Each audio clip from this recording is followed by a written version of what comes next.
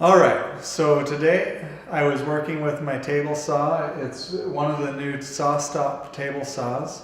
The SawStop has a really interesting feature, which is it has a capacitance touch sensor, kind of like a touch lamp, that as soon as it contacts something that conducts electricity, it activates a trigger which will stop the blade. Now, it stops the blade by taking a spring-loaded piece of aluminum and ramming it into the saw blade.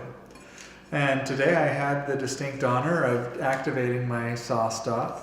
I wasn't really paying attention, and no, it wasn't my finger. But I was working on another project, which is an air sled. The air sled is you use a blower in this little attachment here. It inflates, and I've got hundreds of little perforated dots on the bottom. It can lift up a bunch of weight and glide it around like a hovercraft. They're sold commercially under the brand name of Air Sled or a few other things. It's known as an air caster. But that's not really the point of this lecture. But I was working on it and I had accidentally made it too long, and so I wanted to cut it off just a little bit. And I was just going to cut through here, and it cut through the rubber layer very well.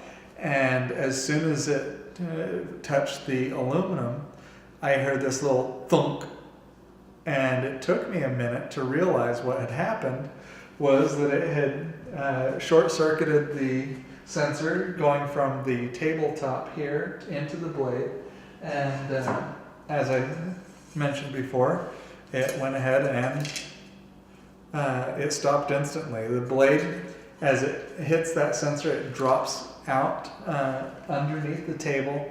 It's in 1/5000th of a second. It was very effective. In order for me to use my table saw again, I just have to buy a new one of these gadgets here.